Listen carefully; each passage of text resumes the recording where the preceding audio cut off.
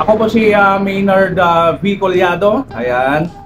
Age 38 na ako ngayon guys. Bale, ang taga Fire Santo Niño, Cagayan ako. Bale, sa mismong sentro ng Santo Niño. Pero dito ako nag-work sa saka nakapangasawa ko ng Tagalalo. So, bale, nagre-resign na ako dito sa ngayon.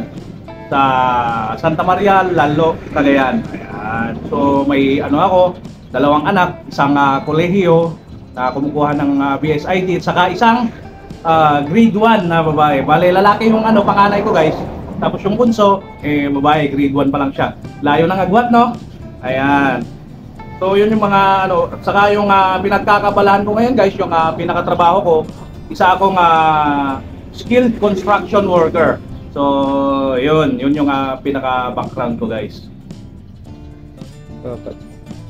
Sa anong edad ka po nagsimulang magtrabaho bilang artisan, sir? Ayan, bilang artisan o di kaya sabihin na natin construction worker, naging laborer ako sa edad na 18. Ayan. Nung nahinto na ako sa pag-aaral ng college, ito na yung pinagkabalahan ko gawa ng maaga akong nag-asawa. Yan, age 19 nag-asawa na kasi ako, pero age 18 ayan onwards, isa na akong construction worker. Yun. Pero dati labor pa lang ako, pero kailangan magpursige gawa ng nung naging pamilyado na ako. Yan. Bale, inano ko na talaga, kinareer ko na yung pagiging isang construction worker. Ilang taon ka nung naging skilled worker kasi? Okay, sa pagiging skilled hindi ko na masyadong matandya kasi saglit lang akong naging laborer o di kaya helper gawa ng ang father ko is, kung hindi nyo nitatanong, isa siyang mason carpenter, saka yung kapatid niya ganun din, mason carpenter. So maaga akong naging skilled guys, mga nasa edad na 22 siguro, 21 mga ganyan, skilled na ako. Ayan, saka hindi ako nagtatapos doon guys, hindi ako lang na bilang skilled, kumbaga tumuklas pa ako ng mga ibang gawain. Yan, hindi ako nag-focus sa isang trabaho kasi alam naman natin sa hirap ng buhay natin ngayon, kailangan nating maging madiskarte. Ayan, kasi hindi nga tayo nakapagtapos.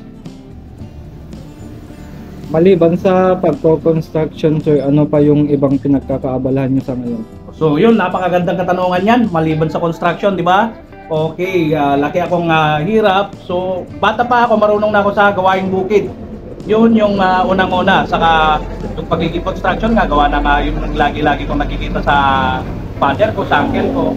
Tapos maliban doon guys, nung naging skilled na ako, skilled workers, hindi pa rin ako nakontento. Sinubukan ko mag-abroad, gawa ng pamilyado tayo. So naging ako doon, naging pumasok ako sa fishing, international fishing vessel, long line siya. So base nakabase yung dati sa Taiwan. Ayan, hanggang sa dati syempre ganyan talaga mahirap, pero nung katagalan hanggang sa na-promote tayo naging second boson ako doon. Pero nung umuwi ako after 6 years, ayan, mga 6 years, bumalik ako ng Pilipinas, pero may mga bakasyon yun guys Tapos yun, nag-for good na ako kasi hindi na ako pinayagan ng misis ko na mag-abroad. Ayan, kaya balik construction ako hanggang sa natuto ako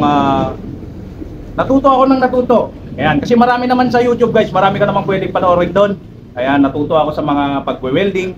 Ayan, pagwe-welding, tubero. Ayan, may knowledge din tayo dyan. Pagiging electrician. Ayan, na-hire din tayo guys sa pagiging electrician, tile setter.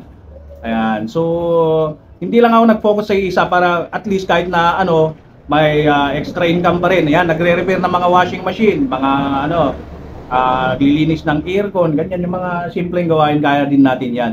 Saka isa pa guys, hindi nyo na itatanong, isa rin akong vlogger sa YouTube. Ayan, search nyo na lang, pag-search nyo na lang, Maynard Collado. Ayan, makikita nyo yan.